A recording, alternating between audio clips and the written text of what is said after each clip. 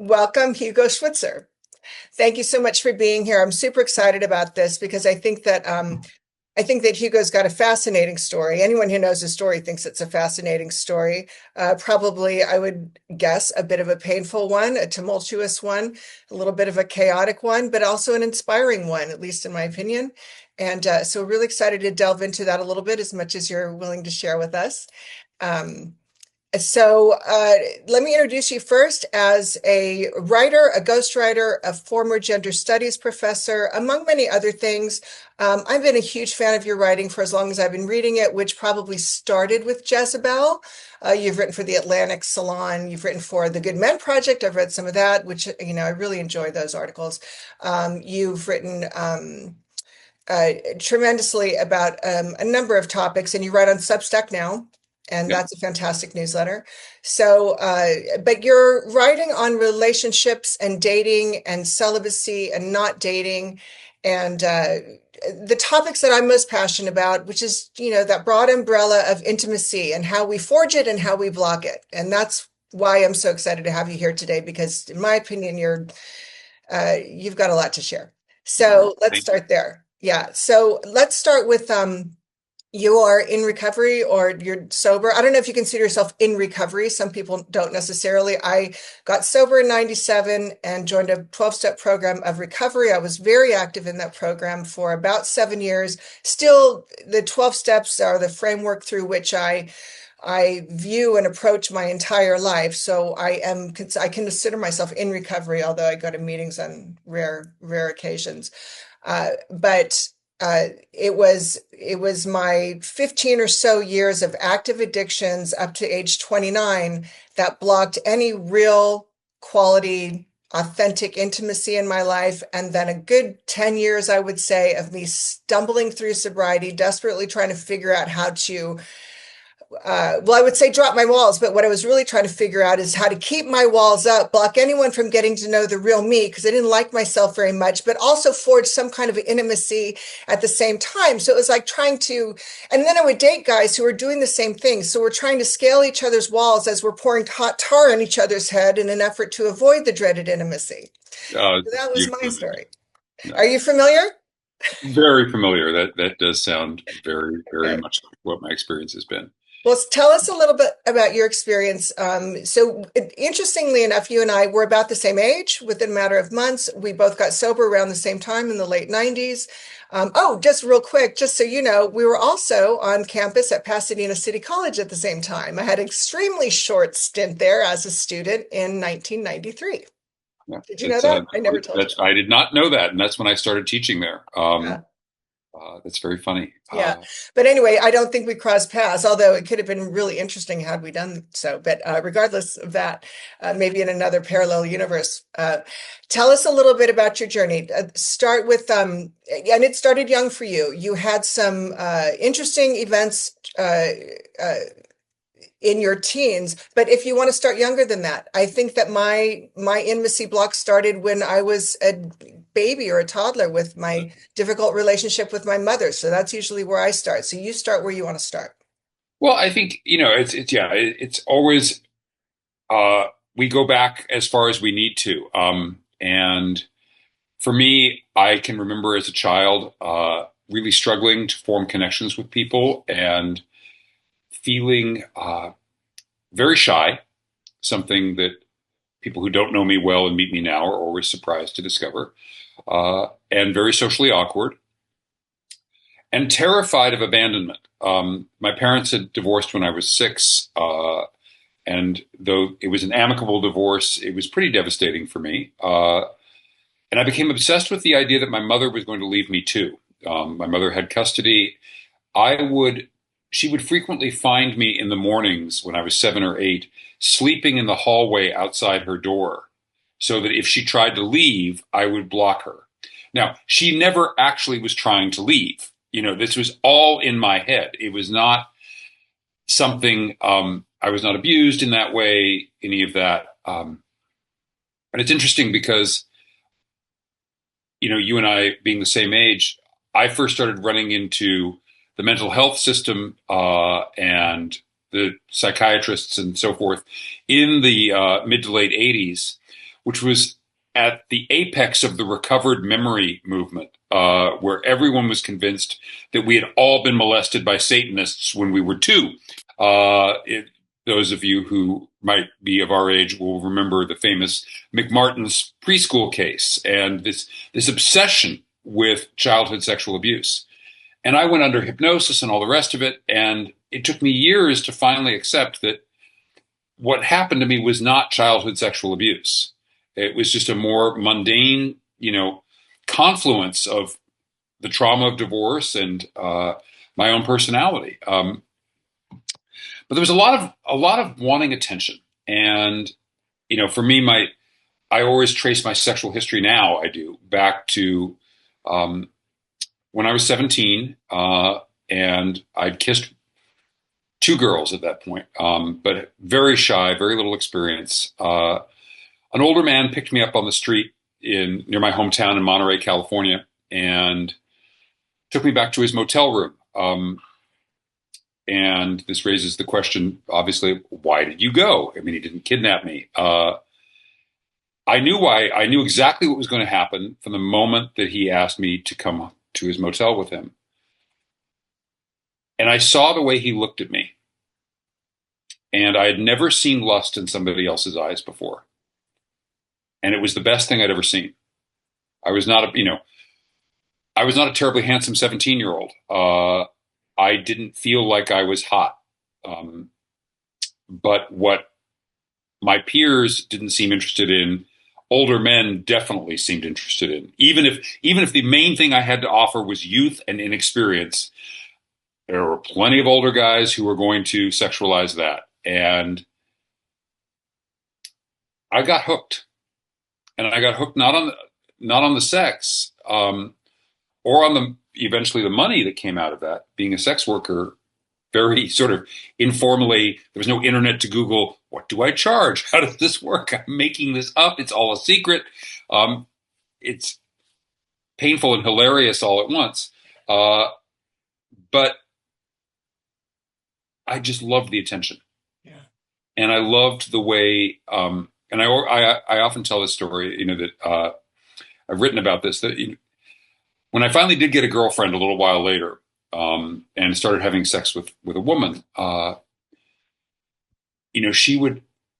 she taught me, she had more experience than I did. She taught me a great deal about sex, and her high praise was, you're doing this so well, you make me feel so good, which lovely thing to hear, right? When you're teenagers. The older men said something I valued much more. You're so hot. You make me, if I can say this, you make me want to come. Yeah. And for me, I realized, and this is sort of a trailhead into a lot of theory and all the rest of it, that I wanted to be praised more for my desirability than my skill. Because we live in a culture that praises men for skill and competence, right?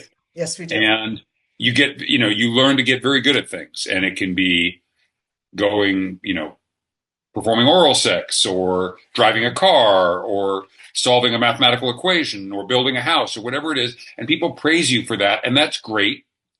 And it's important to develop skills and have a sense of mastery and competence. But I have never felt the same degree of affirmation when I'm praised for my competence. Now it's often for my skills as a writer or a speaker, as I do for my desirability. Yeah.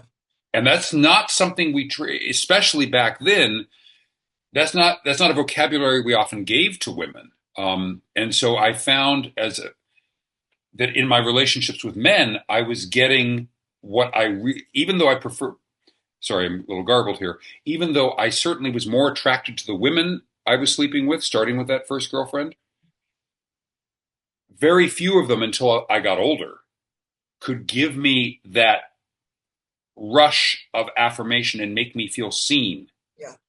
Because most young women were so eager for me to see them as desirable. I totally get it. Yes. I hate to interrupt you, but No, please. I have to It was a input you here monologue. because you and I have a lot in common, and this is one thing that we have that is so our life experience is so different. Because I was a sex worker from 18 on, and I was intrigued at an even much younger age, and from the day I walked in that strip club and was seen as a hot piece of flesh, which I, in the punk scene and my circle of friends, hot guys were attracted to me, but I didn't feel hot. I felt awkward and inhibited. And I walked into a strip club and these guys were like, oh my God. And they would just tell you verbally, first of all, and words of affirmation aren't even my thing, but you're hearing it 25, 50 times a night, 5 nights a week for what eventually became 14 years. And then as an escort for 12 years. And I tell you, every single one of those compliments, every single one of those, or two pairs of eyes looking at me with lust, I wouldn't trade one of them.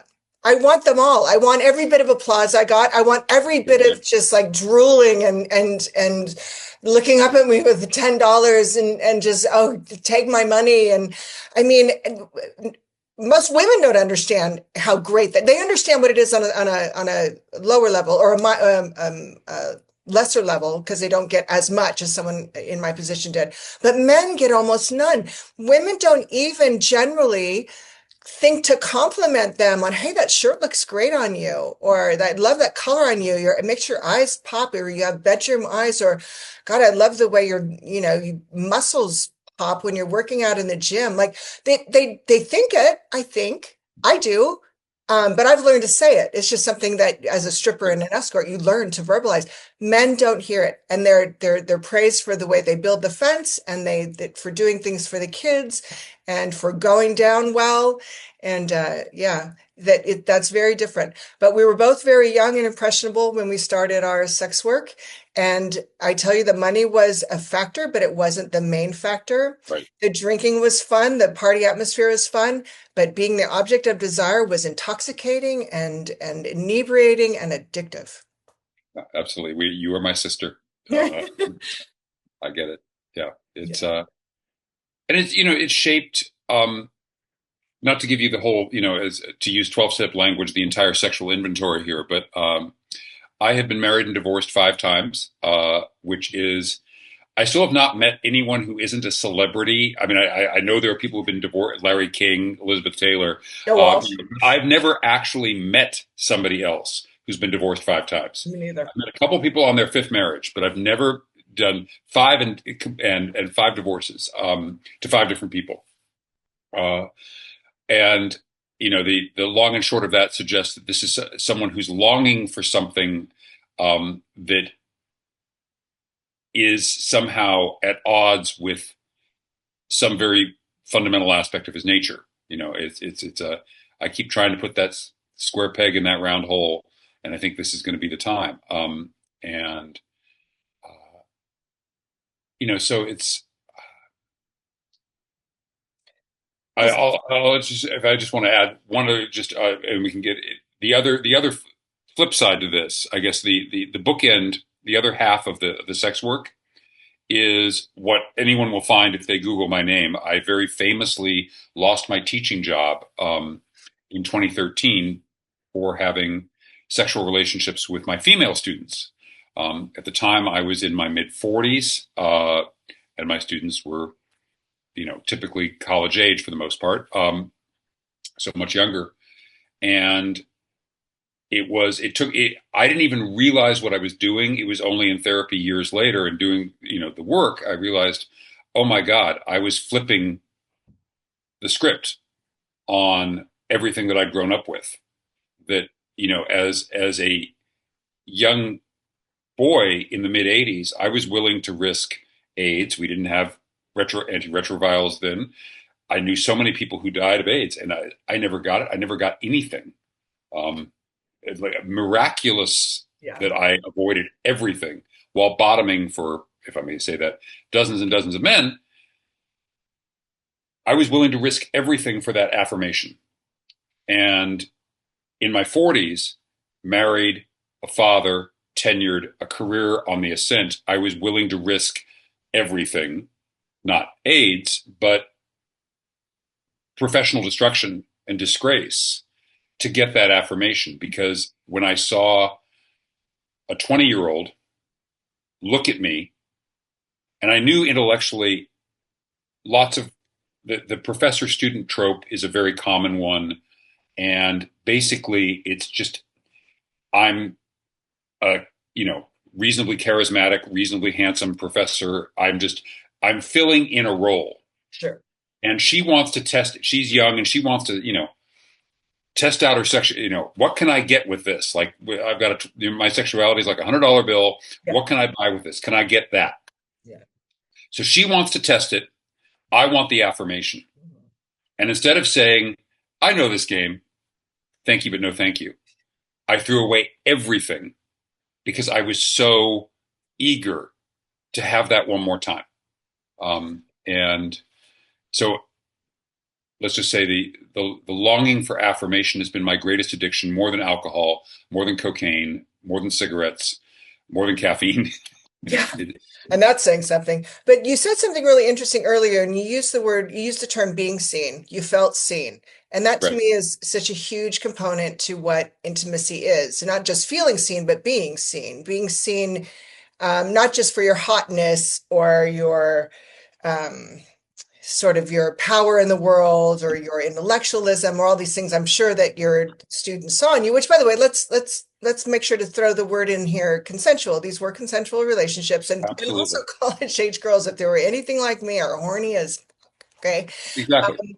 So there's that. And I had that thing. I loved older men. In my 20s, guys in their 40s, and in my 30s, guys in their 40s. Most of the men that I slept with were in their 40s from age 16 onward. I loved, and I wanted to see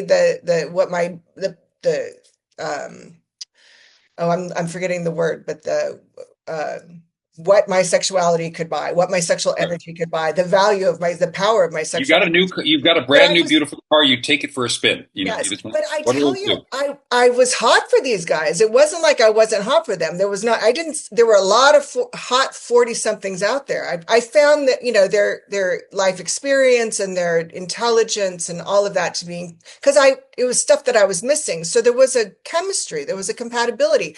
They were at a point where they were missing the youth and enthusiasm that I had, and the passion, and maybe even the naivete. And the wonderment of life that you still have it in your 20s, and I wanted their wisdom and strength and stability and all that. So I think there is a certain sexual chemistry taking place, really. Absolutely. Yeah. But I also felt seen by them in a way that felt safer than being seen by men who were my peers, because men who were my peers understood they didn't just understand my awkwardness and inhibition and shyness and insecurities, they felt them too. And so they could be triggering. Whereas older men, I think, had compassion for that and they were attracted to that. So I could be seen in a way that was safer and actually attractive. Where if I was dating guys my own age, if my insecurities came out, it wasn't attractive. And so I would be rejected, and that didn't feel safe and it felt too vulnerable. And that's the thing about intimacy. If you're not willing to be vulnerable, if you're not willing to risk rejection, if you're not willing to let your entire self be seen, the good, the bad, the ugly, the fear of rejection, the insecurities, the fumbles and the faux pas, and risk rejection, then you're not being vulnerable and you can't truly experience intimacy, or certainly not long lasting intimacy, right? Right. Yeah. Absolutely agreed. And so you weren't dating. I mean, I say you weren't dating. You were married to a woman who I presumably was your peer, like your age wise. And did Yeah. you I mean, feel like your life with her? Did you feel like you experienced a different kind of intimacy with your wife and with these young women, or was it better or worse or deeper, or how did that? well, I think that that in the end, there is in any marriage, or I shouldn't say in any marriage. My experience of marriage is that at its best, you end up you stop looking at each other, gazing into each other's eyes adoringly, and you go into the world sort of shoulder to shoulder, wing to wing, oar to oar, right? And it's like you and me, kid, against the world. And then if you have kids and you have careers, and all of a sudden you become a team and a partnership. And that can work really well. And there's pride and intimacy and deep, profound affection and even loyalty in that. But there's also a loss of something, you know, And what they expect is that, everyone says, well, you need to take time for the two of you. You need to make sure that you get your you time. And, so you end up being exhausted and like, gosh, we should have sex because, it's, what will it mean? What will it mean if we stop having sex? And so you have this sort of, like a lot of married couples, you get very proficient at providing what the other person wants. And so everyone has an orgasm and there's a little cuddling and pat on the head and we go to sleep and it's there. And for heaven's sakes, I'm not trashing that. What I'm saying is that for some of us, there's something that says, I miss that heat, that intensity, that rush of the new, that rush of being seen, that this person cannot provide, that this framework of a long-term monogamous marriage cannot provide, not because we're bad people, not because we're not doing enough work, not because we're insufficiently evolved, but because the framework itself cannot do that. It's not what it does. It's like asking a horse to be a Tesla. It can't do it. And it's not a bad horse because it's not a Tesla, or vice versa. So, for me, finally accepting that longing for validation and affirmation could be so intense that monogamous marriage was simply not going to be a good vehicle for me. Did you ever explore non-monogamous marriage? At that time, no. I mean, it was not, we were too. It wasn't as nearly as popular or common. No, it was never a thing. It was just, and I have to say, there's also, it's taken me a long time to, I'm very used to leading sort of a double life sexually, like a lot of people. I was very much on the down low as a sex worker and my affairs tended to be very secretive. And even when I talked very openly about sexuality, it was always about things I had done in the past and not what was going on in the present. And my objection to polyamory for so many years, and the whole spectrum of ethical non-monogamy, was that I found it vulgar and nerdy, and that it was all, I just felt like it was, one big Renaissance fair. And I'm not a Ren fair person. I'm a little preppier, a little bit, my demeanor is a little bit more conservative. And it just seemed to be at the intersection of Comic-Con, nerdiness, Ren fair, goth, whatever. And I mean, those were the sorts of, there's nothing wrong with that. I mean, for heaven's sakes, that's great stuff. That's not who I am. Those are not my interests. That's not my aesthetic. And the only examples I saw that were being really intentional about non-monogamous intimacy were people whose aesthetic was very unappealing. And I don't mean that to shame anyone at all.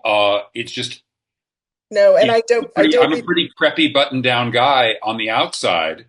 And I would prefer to, I mean, I'm with you. I'd never heard anyone put it so well. And in fact, you clarified things in my head a little bit when you said that, right? Like, I've never desired a full-on committed relationship that was non-monogamous in the way that all the books lay out, from, because I've read all the books from The Ethical Slut to, I can't think of the titles of the others, but what interested me was if I was going to be in a relationship, I just reserved the right to, fool around once in a while, to have a fling, a short fling, or a one-nighter, or see an ex-boyfriend, or maybe have a side piece for a while. That was usually a friend, or maybe someone I didn't know all that well, but had a little bit of a connection with, not a total stranger. But it was a don't ask, don't tell situation, because if I tell you, how is that non-monogamy? And I know that some people consider, well, we do it together. We have threesomes or foursomes or whatever. We do it all together, or we tell each other all about it. Like my wife will go on dates and she'll tell me all about it, and that's kind of hot to me and blah, blah. And I'm like, that feels a lot like monogamy to me, first of all. How is that me having reserving my own uh, experiencing my own autonomous expression of my sexual energy? It doesn't feel like the kind of non-monogamy I want. And there's so much talking in polyamorous relationships. Like Yes, it's nerdy as yeah, it is. It's and then we get to the Excel spreadsheets. It's yeah, I exactly. think it's I think that one of the things that I recognize is, um, you know, Gabriel Garcia Marquez famously said, "Everyone gets a public life, a private life, and a secret life." Mm, And we all concede, everyone agrees that you get the first two, right? Public life and a private life. You know, that you may be naked with your spouse, but you're not naked, on Wilshire Boulevard. yeah, There's going to be a problem if you are.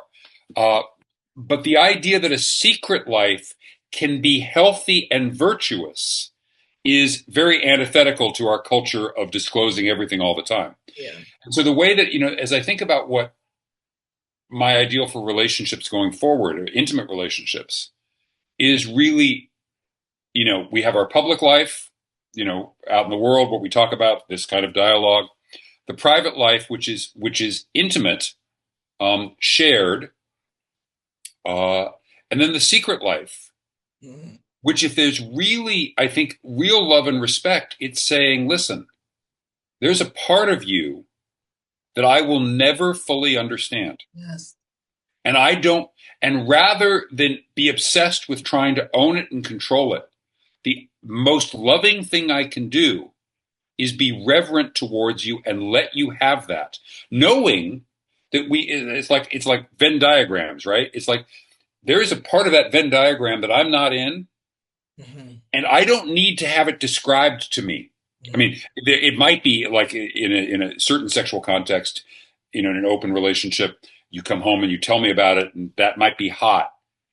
But but that's a choice that's made. It doesn't mean you don't still have a secret right, life. yeah. And the secret life is one where you just let the other person be, not out of fear, but out of total devotion to their uniqueness. Absolutely. It's to me, I feel this sense of respect toward my partner, all my partners, in that they are an autonomous individual. And for me to presume that I will ever know every aspect of them, will ever be able to crawl around inside every little bit of their head and heart, it feels disrespectful to me.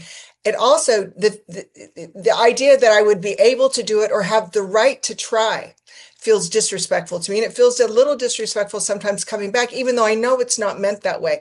And I have to say, I got married recently, and I married much later in life than the average person. This is where you and I are very different. I waited till I was 57 to get married.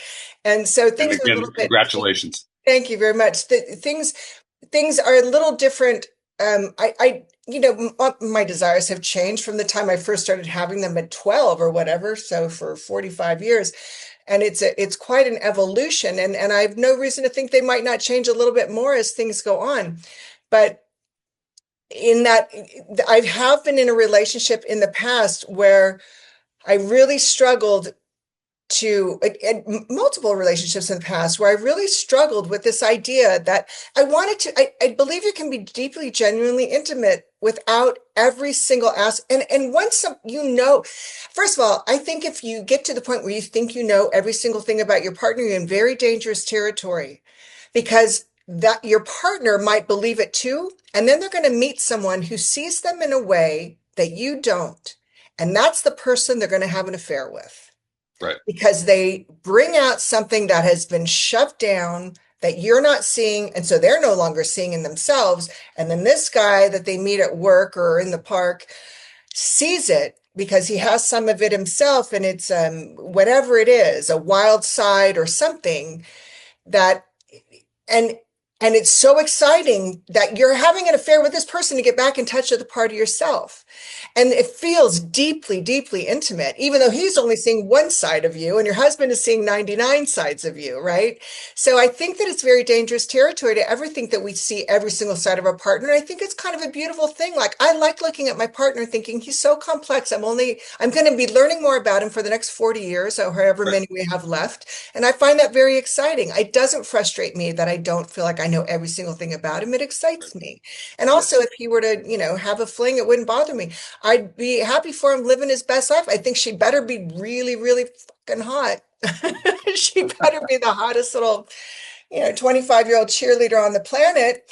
But other than that, I don't really have a problem with it. He doesn't seem to have a huge impetus to do that, though. I can't speak for him. I shouldn't. I'm going to have to edit that Right. part out now. But no, it's about it. It all goes back to intimacy for me, because to me that is what's the most rewarding. It's what's most rewarding about a relationship, and that's the emotional intimacy and the expression of that through the physical intimacy. Um, but that doesn't mean complete and total monogamy always. And sometimes it does. Maybe I think two people, especially early in a relationship, a lot of people really enjoy that monogamy. But to make it the default has always been odd to Right. me, when it very clearly isn't working for about half the population or more. Right. Right. Yeah. And there's a very, there's this idea that in the act of renouncing other possibilities and opportunities, that will bring us closer. That sort of we're falling in love with each other. That all this is so wonderful. Let's make sure that we somehow preserve this in amber and lock it down by closing all these other doors. Yeah. And then it will be sort of this magical thing that will go on forever. Rather than saying, gosh, this is, let's just keep going, doing this. And if you give that person some freedom for something, and I'm gonna share something that so I was, uh, I'm dating again, and I'm no longer celibate, and I was celibate for several years. And there's a person I've been seeing, and she has a part of herself where she is a sub, and she has a dom. I can play that part. It's not me. I am not interested in power dynamics. Been there, did that. I mean, well, there are always power dynamics. I'm not interested in those formal power dynamics of all the rest of it. To me, it's a little tedious. Yeah. But I also recognize that for some people, it taps into a very innate need. Mhm. So basically, she said, "Listen, I'm doing this. I want to get to know you. Da, da, da. This is great. We're connecting. But this is a need that I have."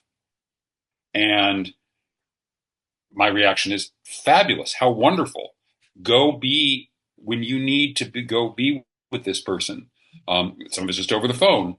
That's a part of you. It's not that I don't like it. It's a part of you that you can't be interested in. Just, I really care about the English Premier League, and she may not be interested in the fact that my team, Tottenham, just hired a new coach. Yeah. And so I'm not going to necessarily bore her to death by talking about the coaching turnover at Tottenham Hotspur. And she doesn't need to bring to me whatever's going on in that dynamic. And to normies, civilians, to use a language that our people use, it's like, wait a minute, those are not the same thing. But in a sense, they are, in a sense that it's recognizing, it's giving people their autonomy, that love is not restriction on autonomy. What is it that makes sex so different for in that regard? Because the truth is, I was privy to a friend of mine recently, very recently, sharing the details of his breakup with his partner, and he feels naturally not monogamous, but he loved her very much and wanted to try to explore that. He felt like he might be able to, if she would accommodate some of his maybe fantasies and role play or that type of thing, that maybe he could get there, right? And was definitely willing to try. But she was so turned off by the fact that he ever even thought about other women, which to me, that's just childish. If you don't understand that men are turned on by a variety of women, then you shouldn't, you're not old, you're not mature enough to date. But anyway, she felt betrayed by the fact that he had these desires at all, which is crazy. Right. These were his natural desires. But what she said in at one point was that it negated their sacred sexual life, that it negated their sacred sex. And I thought, I don't have kids, but I can take my kids to Disneyland and have a lifelong memory of joy watching them explore Disneyland for the first time. And I can take my neighbor's kids as a favor and have a good time with their kids. It's not the same. The sex with the partner that I'm madly in love Right. with and have a sacred sexual journey with that just grows over years. How is that negated? It's by me popping out to have a fun, passionate, intense, emotionally charged fling with someone. One thing doesn't negate the other. I don't think. I don't think so too, but we also, we have lived in a culture where for thousands of years there is this idea of that sex can pollute. We live in a very, it's the dirty clean binary, Right. and this idea that sex is this sacred thing, which is fine. Sacred doesn't necessarily mean it means sacramental. It means closer to the divine. And but it's also needs to be kept like a sterile lab, Right. right? Right. And where you scrub and you put on the hairnet, you do all these things to go into this sterile space because other desires, other cravings, other experiences function as bacteria that inevitably rot and corrupt this thing. And so you've got to keep it in the special lab. And having been, I lived for a while briefly years ago as an Orthodox Jew, and tried to, and the rules about sex. And again, I don't mean this any disrespect to people who find fulfillment in this, but about, that, as you may know, a woman's menstrual blood is it considered to be incredibly polluting. So not only do you not have sex on her period, but you don't have sex for several days after her period, and she has to go to a ritual bath called a mikveh before you can have sex. And then you need to have sex that night after the mikveh. And it's some people think it's very beautiful. It adds a certain rhythm, whatever. But there's no escaping this idea that if not handled in very precise legalistic ways, this whole thing becomes impure and destructive and demonic. And so that only in the vessel and container of heterosexual monogamous marriage with the lights off in the missionary position after the mikveh, all of these rules designed to protect something, because the idea is that if you don't do those things, pollution and sin and darkness and the demonic and dirt get in. And it's so hard, even for those of us who are, for people who are secular. I'm not always secular. I think of myself as a very religious person in a lot of ways. In fact, later this morning, I'm going to church. But it's so hard to get out of that framework of dirty and clean. Yeah. And this I want us to be clean, and that's why people get so worked up about pornography and so worked up about masturbation and so worked up about fantasy, much less actual physical or emotional attachments outside of monogamy.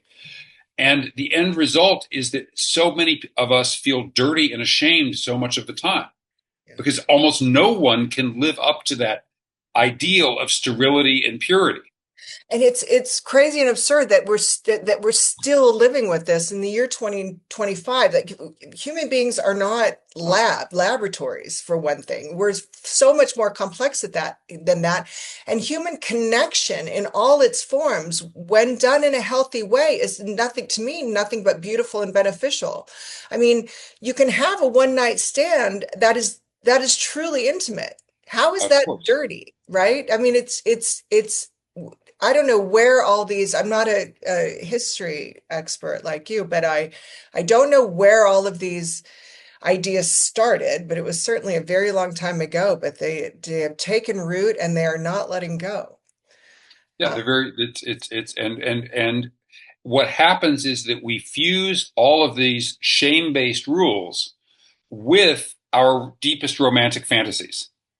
So the shame-based rules of you can't have these feelings outside of this context, your desire should only be for your spouse, whatever else it is. Um,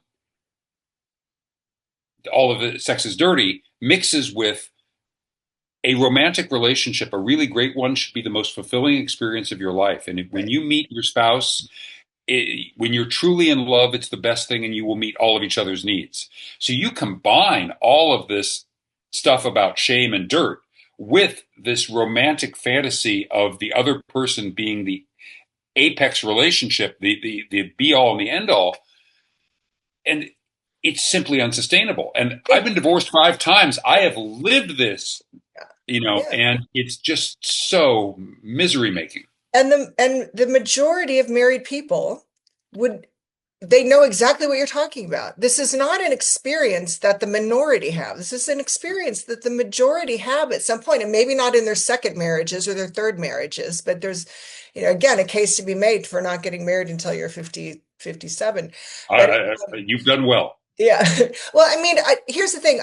I definitely experienced my first 10 years of sobriety were my 30s. I got sober at 29, right? And I experienced what I would call a crippling sense of loneliness. It was a dark cloud that consumed me every day because I just wanted to connect and I just was so terrified of it. I just kept oscillating in and out of proximity with men who kind of felt the same way. And we'd have these great, 3 day or 3 week and once in a blue moon, 3 month connections. And then it would blow up in my face somehow, usually because he would go back to his ex because I wasn't truly emotionally available, or I would run the other way. Or I would chase him because he wasn't emotionally available, and then I would embarrass myself, and then I'd run the other way. That was another really common one.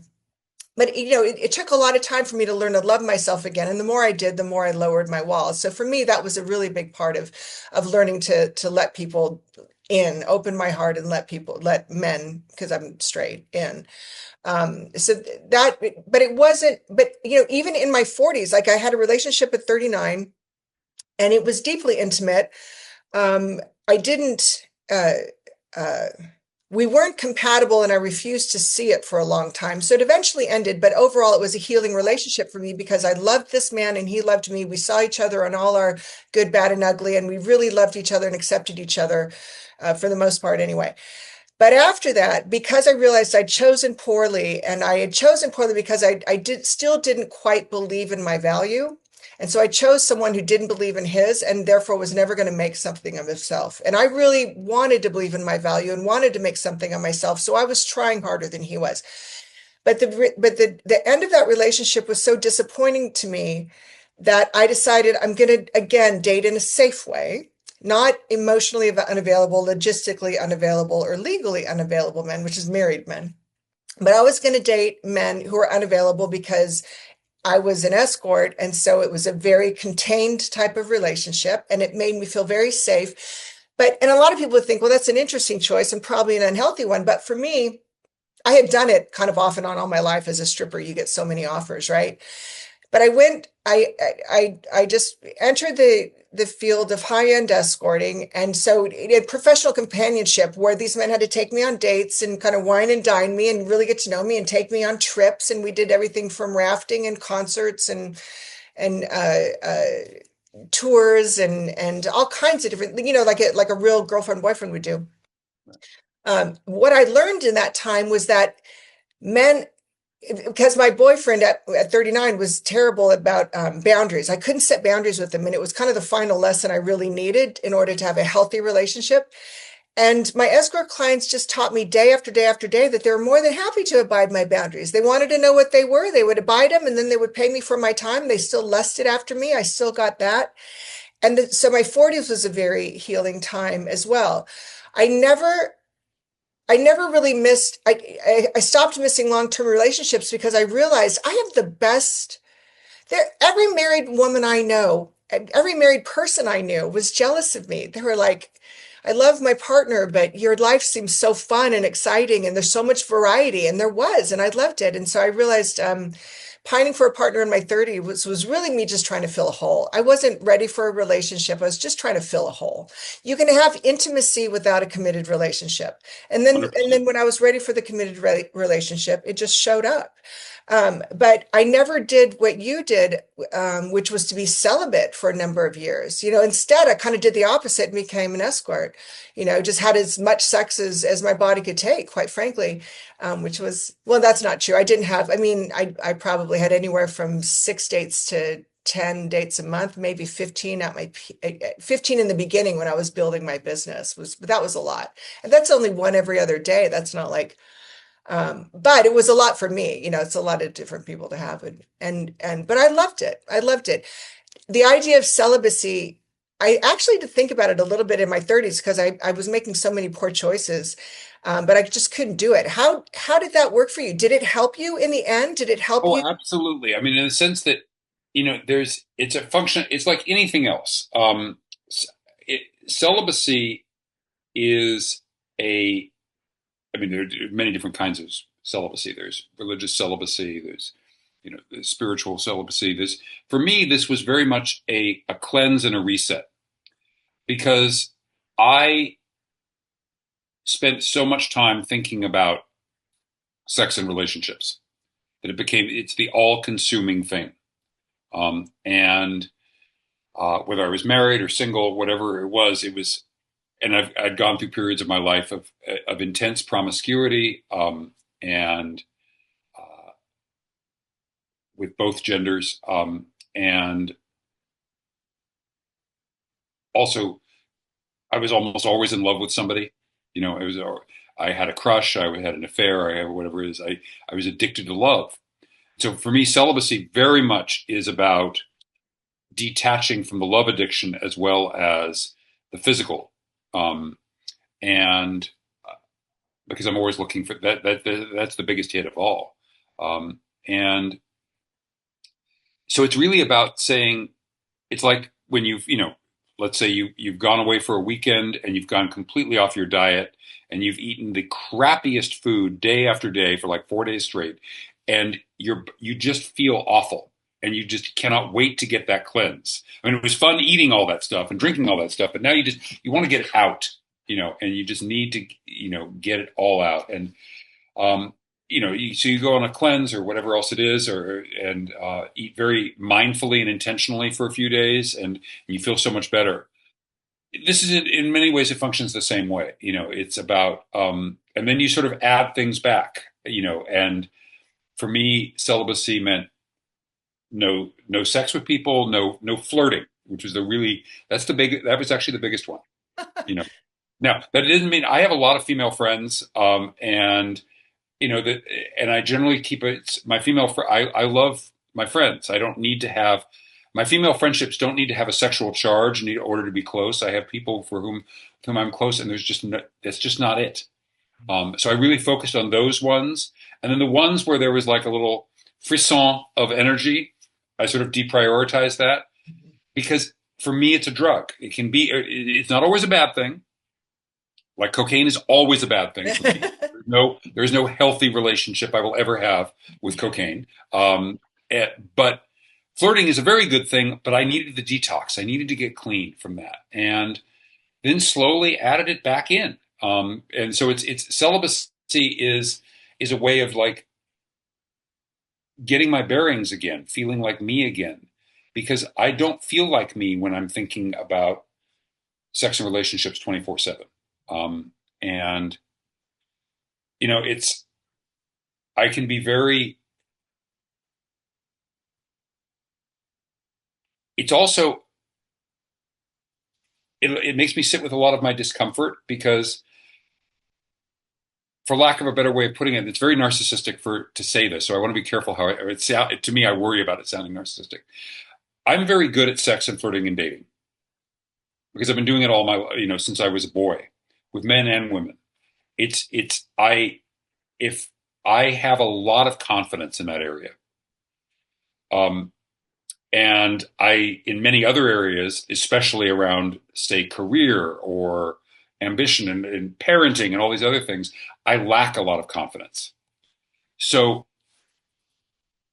going away from the thing that I know how to do really well and forcing myself to really face the things that are scarier and more uncomfortable, where I feel like a complete newbie and a dork, that's there is some value in that. I mean, it can be self-punishing, but it really is.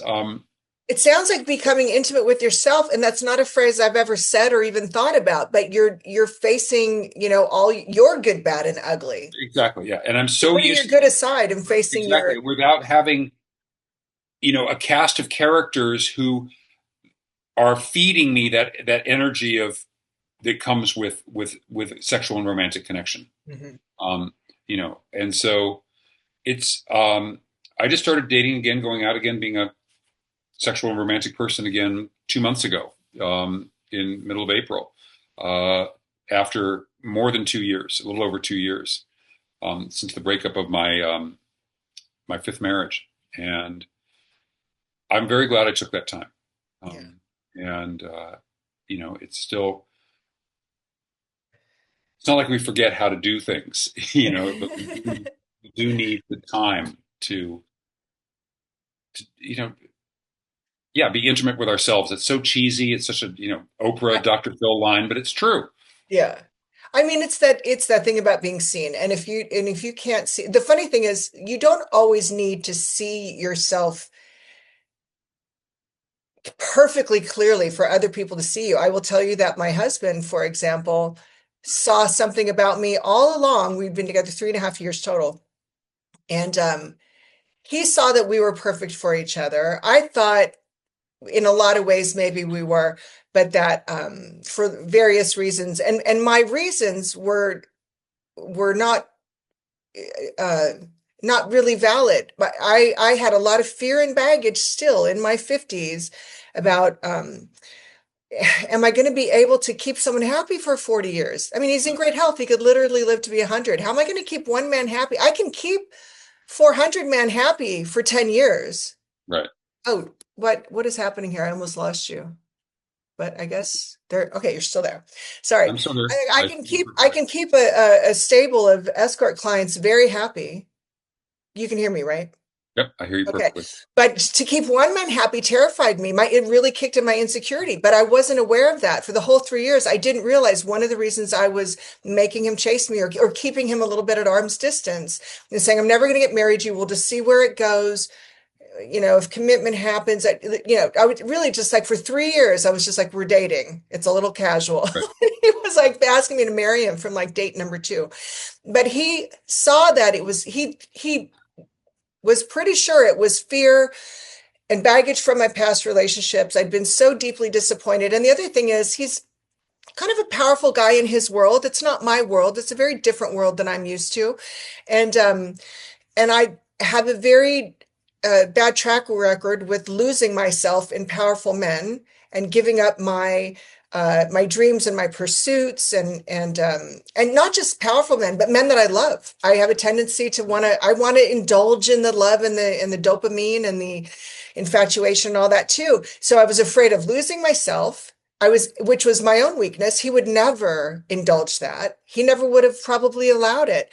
But I was afraid of this weakness in myself. And at the same time, I kept thinking, no, the reason I'm holding him at arm's distance is because he's being too pushy. He's being impatient. I'm not sure we're compatible. I like my life. I like my freedom. I love my independence.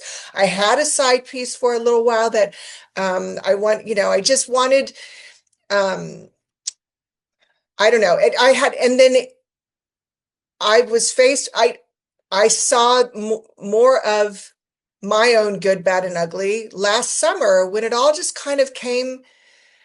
Something happened. I had a bit of an epiphany, and this veil was lifted, and I realized for the first time that it was me holding us up, that he was perfect for me, and that I was absolutely insane to ever let him get away. Because I've always felt that, and I've said this for many years, and I still believe it. Marriage for childless people, marriage for people with children is probably a great idea, but marriage for childless people is really nothing but a trap to lock someone down and make it as hard as possible for that person to leave you if they ever want to get up and go. And if you have kids, you should trap that person. You should absolutely trap that person. But if you don't, then you wake up every day having to choose each other. It's harder to get complacent because you know that they can leave, right? So I thought, well, that's the route we should really go. And then last summer, I started thinking, I need to trap this motherfucker. Like I can't let him get away. And he was more than happy to let me do that. So that's how that happened. But the truth is, I had my own moment of seeing my own fears and weaknesses and baggage. And he loved me right through it. He never blamed me for any of it. So, yeah. I don't know. So on going on dates, I think it sounds like you've met one person that you're kind of seeing regularly. Yeah, I've been seeing some other people as well, and it's just it's trying to do things differently. And is it working? It's like, are you doing things? Are you finding yourself craving that? I mean, first of all, I've always said this to you whenever we interact on social media. I'm always telling you, I don't particularly think there's anything wrong with wanting to be lusted after. My husband lusts after me on a daily basis, and the day he stops is maybe the day I divorce him. I don't know. I think that's not the only thing I'm looking for. I mean, well, I hopefully not. Yeah, exactly.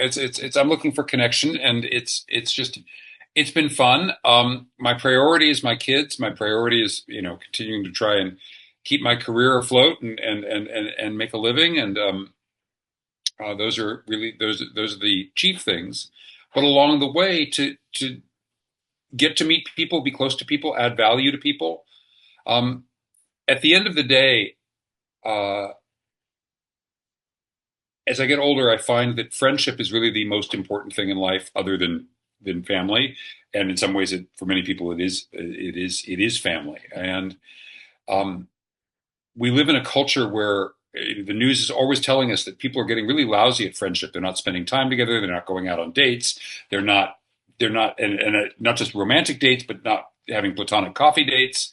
And especially that's true of men. I think that, so many men we're reading about are so isolated and into their phones and whatever. And for me, I just want to, without exhausting myself, create and sustain multiple connections with many people, where I am adding value to their lives and they are adding value to mine. Yeah. And some of those may have a romantic and physical component, and many of them will not. Yeah. I'm not going to start, stop. I may be dating again, but I'm not neglecting my platonic friends. Because platonic intimacy is very important. You can't just have romantic intimacy in your life. Exactly. Yeah. I want an intimate relationship again with my siblings, which I pushed them away so much in my drinking years, and really after, I'm still rebuilding those, right? And I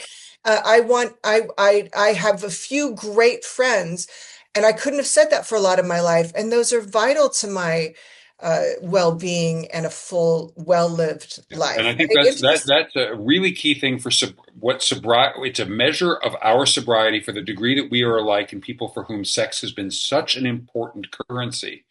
Is if we're going to take the temperature of our recovery and our growth, it's what are our platonic friendships like? Yeah.